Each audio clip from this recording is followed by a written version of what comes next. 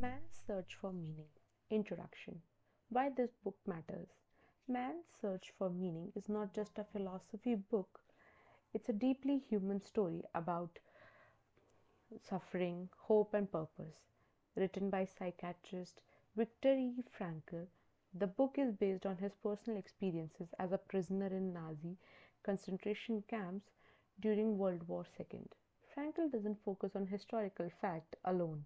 He focuses on the inner life of prisoners and how different people responded mentally and emotionally to extreme suffering. The central question of the book is simple yet profound. What makes life worth living, even in the face of unavoidable pain? Frankl's answer is clear: meaning. According to him, those who found meaning in their suffering were more likely to survive, while those who lost all sense of purpose often gave up. Part 1: Experiences in a Concentration Camp. Life in the camp, shock and loss. Frankl begins by describing the initial shock of arriving at the concentration camp. Prisoners were stripped of their clothes, names, professions, and identities. Everything that once defined them was taken away in a matter of hours. This sudden loss created a state of emotional numbness. Frankl explains that shock was a psychological defense mechanism. It protected prisoners from immediate emotional collapse. At this stage, many still held on to false hope, believing their suffering would be short lived. The early lesson here is how quickly external circumstances can destroy everything we rely on for our identity, forcing us to confront who we are not without possessing status or comfort. Everyday suffering and psychological adaptation.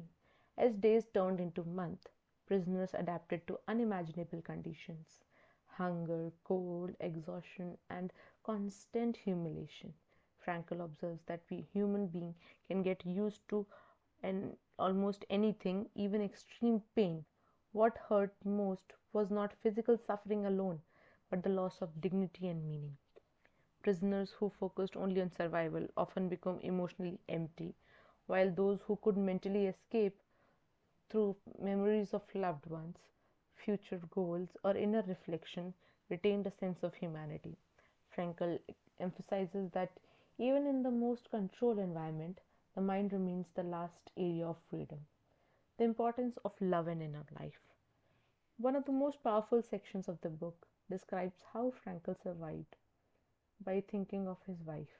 He realizes that life is the ultimate meaning of love is the ultimate meaning of life, not happiness or success. Even without knowing whether his wife was alive, the act of loving her gave him strength. Frankl explains that love allows a person to rise above suffering, even when nothing external can be changed. This insight leads to one of the book's most famous ideas: a human can endure almost anyhow if they have a why. Meaning versus despair. Frankl noticed a tragic pattern in the camps: prisoners who lost hope, who believed they had nothing left to live for, often died soon after. Not always from illness, but from psychological surrender. He describes giving up as a dangerous moment when a person stops caring, stops trying, and mentally checks out of life. In contrast, prisoners who believed their sufferings had a purpose, whether reuniting with family, completing unfinished work, or bearing witnesses to history, were more resilient. The key learning here is that meaning acts as a psychological shield against despair. Freedom of attitude. Perhaps the most important idea in the part 1 is Frankl's observation that everything can be taken from person except one thing: the freedom to choose one's attitude. Even in the camps, prisoners could choose how to respond internally, to act with kindness, courage, or dignity. Frankl doesn't deny suffering. Instead, he argues that suffering becomes meaningful when we choose how to face it. This idea forms the moral foundation of the entire book. Part 2: Logotherapy in a nutshell. What is logotherapy? In the second part of the book, Frankl introduces logotherapy, a psychological approach. Unlike Freud, who believed humans are driven primarily by pleasure, or Adler, who emphasized power, Frankl believed the primary human motivation is the search for meaning. Logotherapy focuses on human individuals discover meaning in their lives rather than eliminating pain or discomfort. Frankl explains that life all asks questions of us and our responsibilities to answer through our actions and attitudes. Meaning can be found in three ways.